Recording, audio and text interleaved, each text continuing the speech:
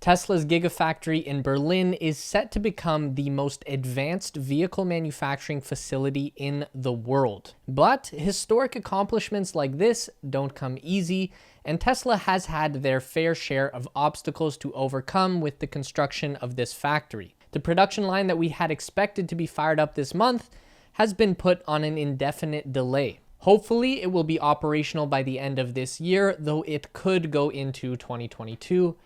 Now, it's not all bad news. There have been just as many wins to celebrate as there have been setbacks. So in today's video, we are going to work out just what is going on with Tesla's Berlin factory right now in July 2021, and we'll take a look at where they are heading in the coming months and years.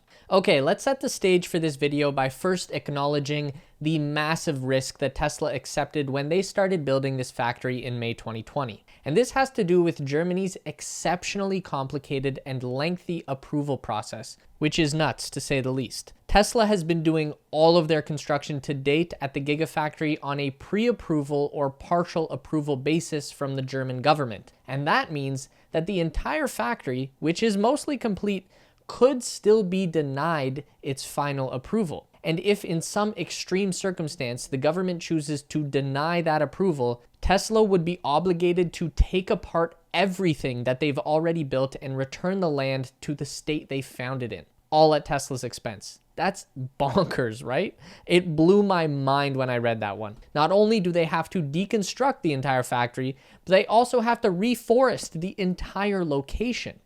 Now, the chances of this ever happening are extremely, extremely small. It's mostly just a very dramatic point to show how extreme the German process can be. The greatest risk is that Giga Berlin continues to be trapped in a cascade of consultations and approvals that drag the timeline out for several more months or even years. It has been 19 months now since Tesla filed their application for final approval of the Gigafactory, and there is no indication this will be coming any time in the near future. So if the choice is either to take on the risk of denial and just start building anyway, or wait 2 years plus for your application to make its way through the process, then Tesla kind of made the obvious choice. It's all a bit of a shame at this point. When Elon talked about this factory last summer, he told us that people would be amazed by the speed of construction. And coming off his success with Giga Shanghai, where the plant was completed in just 11 months, Elon had reason to be cocky. But in the case of Germany, he was definitely overconfident. If you want an illustration of just how slow the Germans can go on a major construction project, look at the Brandenburg airport. Just a stone's throw away from the Tesla construction site, Berlin's new international airport began the planning phase in 1991. That's the year I was born. Construction didn't begin until 2006. I almost had graduated high school, and the goddamn airport didn't even begin operations until October 2020. I'm almost 30. It's a complicated story there, obviously, but it just goes to show whoever's in charge of these things is not in a rush. And that's not to hate on Germany by any means. There's a reason why they're so well renowned for their engineering, and it's probably because of their attention to detail. Moving on, Giga Berlin is a convenient name for the factory, but it honestly lacks some precision that is going to be necessary for truly understanding this whole situation. The Gigafactory is about 25 miles outside of the city of Berlin, to the east in the district of Brandenburg, and the actual parcel of land for the factory is part of the village of Grünheide. This is an unusual location for a car manufacturing plant in Germany because the traditional automotive companies, Volkswagen, BMW, Mercedes, all have their facilities located in the south of Germany near Munich. Tesla is up in the northeast corner of the country, and this choice in location is going to inform a lot of the complications that we get into in the next section. Tesla isn't building this in an industrialized area. The factory is going up in the middle of a forest in the German countryside, so you know that's going to ruffle some feathers. It should be said that this particular area had been zoned for industrial use for decades already, and the forest that Tesla is cutting down was originally planted for the express purpose of being turned into cardboard boxes eventually. But, as we know, that's not going to make people any less upset when they see trees being cut down. Hey, by the way, did you hear that we have a brand new Tesla tequila bottle giveaway happening right now for our newsletter subscribers? If you didn't know, now you know. We'll tell you a little bit more at the end of the video. This is the thorn in the side of the whole operation, the constant stream of objections from local citizens and organizations. And some of these objectors make very reasonable points that we're not here to try and dismiss. Though some others are a bit questionable, we'll get into both sides. The environment is really the sticking point for the majority of these problems. There are a few residents of Grunheide that are upset about the extra noise and traffic and people interrupting the peaceful tranquility of life in their tiny village, but most of them have concerns that revolve around water, wildlife, and trees. Unfortunately, 2/3 of the Tesla construction site is located in a designated drinking water protection zone. The factory aims to produce an initial volume of 500,000 cars per year, and that would use as much water as a town with a population of 40,000 people. Local residents feared that the groundwater levels in the region could fall dramatically when Tesla began operations, and the Brandenburg region is one of Germany's driest, already prone to long stretches of drought. Tesla has already made concessions on its water usage, promising to address environmental concerns by planting trees on land 3 times the size of the Berlin factory plot and reducing its water usage by more than 50%. Tesla has also made adjustments to the way that rainwater is collected from the factory roof. It will now be running off into 4 separate locations instead of just 1. Tesla is even working with the German officials to create a hydraulic system that would move unused groundwater from nearby Hangelsberg to the factory site and supply all of the necessary water, taking any additional strain off of the local water table. And this could be done by as early as 2023. Germans aren't wrong to be worried about water use. As we move into a very uncertain 21st century, we're expecting to see demand for fresh water exceed the sustainable supply in the near future, and that's obviously going to be really bad for a lot of people. Moving on from water, then there are snakes. Why did it have to be snakes? Construction in Giga Berlin was brought to a halt last winter due to the endangered German smooth snake, who just so happened to be hibernating in the forest that Tesla needed to chop down. There could have also been sand lizards in there as well, according to the environmental activist group who brought the objection to German officials. It wasn't a prolonged shutdown, as Tesla were allowed to resume just a few days later. They managed to convince officials that they could capture and settle the affected lizards and snakes, and that's not even the first time they had to rehome endangered species to build this factory. In the early stages of clearing the land, Tesla were forced to move a bunch of endangered bats in order to proceed. Overall, Tesla has actually been very proactive with their commitment to restoring the environment. From the early stages of the project, Tesla made the promise to replant 3 trees for every 1 that they have to cut down, far exceeding the requirement of 1 for 1. And the reforestation is going really well. When we last checked in May, they were already over halfway through planting the new trees on over 175 hectares of land. In spite of all this, environmental groups have persisted in their objections to Giga Berlin. Tesla has been locked in court battles as recently as June with environmentalists who are concerned that poisonous gas will be released from the factory. Back in May, a leftist group set fire to high-voltage power cables at the construction site. It's a tricky situation because the majority of Brandenburg residents who were surveyed, over 80% of them, said they were in support of the new Tesla factory.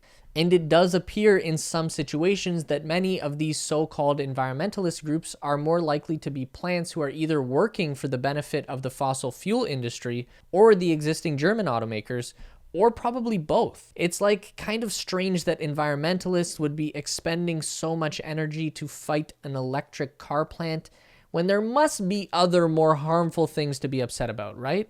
I'm not sure, it's just an opinion. All right, that's enough with the negativity and the frustrations of this whole ordeal. Let's talk about the good stuff, because there is plenty to be excited about when it comes to Giga Berlin. Let's start with the paint shop, because this one hits home for me. Tesla paint choices suck. All of them, and white is particularly crap for the free color. The only car that has ever looked good in white is the 1970 Dodge Challenger in the movie Vanishing Point. It's a fact. I'm sorry. Live with it. Anyways, the new paint shop at Giga Berlin is not only much higher quality than anything Tesla has ever used before, but it's also environmentally friendly as well. We've seen some inclinations lately that the painting facility might be getting ready to test. Model Y bodies have been spotted at the factory that have some level of finishing applied. Certain people falsely assume this was green paint. It's not, it's primer. But that leads me to believe that maybe Tesla primed and sanded these bodies at an existing factory and then shipped them to Germany so they could experiment with the painting process. We've heard that Tesla is working on some new colors like khaki and deep crimson. Elon's personal Model S was painted with a prototype of the deep crimson last summer. The new paint at Giga Berlin will be applied in multiple layers that is supposed to give the colors a depth and brightness that we don't usually see on a production car. Elon has said that the colors will change with the curvature of the vehicles. It's a three-dimensional kind of look that just pops. In addition to looking cool, the paint shop at Giga Berlin will be a zero environmental impact system using 70% less resources than a traditional system. The painting process is designed by Geico Taikisha. This is the merger of an Italian company, Geico, and a Japanese company, Taikisha, and that alone should tell you everything you need to know. Then there are the batteries. Tesla will be manufacturing 4680 battery cells at Giga Berlin. Tesla recently announced that they are building an entire battery facility on site that will be separate from the vehicle manufacturing plant. This is really good news, obviously, but it comes with some downsides. One of the key reasons for some recent delays in approval from the German government is because of this battery plant. As soon as Tesla changed their plans to build a separate battery facility, it essentially reset their application process back to zero and opened the whole thing back up for public scrutiny and objections. They might even have to go through a town hall process all over again, where Brandenburg residents are allowed to come out and speak their minds in front of Tesla executives. But this will all be worth it in the long run. It might not happen soon. It's probably not going to be online until at least spring of 2022. But by producing a large number of 4680 cells in Germany, Tesla will greatly reduce their overall production costs and decrease production times. They're eyeing 50 gigawatt hours worth of battery production from this plant at launch, with the expectation that it will eventually ramp up to as much as 250 gigawatt hours in the coming years. As much as it might seem like all of Germany is against this whole project, there are some very key German officials who are championing Tesla's move into the country. Brandenburg's economic minister Jörg Steinbach has been a vocal supporter of Tesla's plan in his state. He was instrumental in luring Tesla to the area in the first place.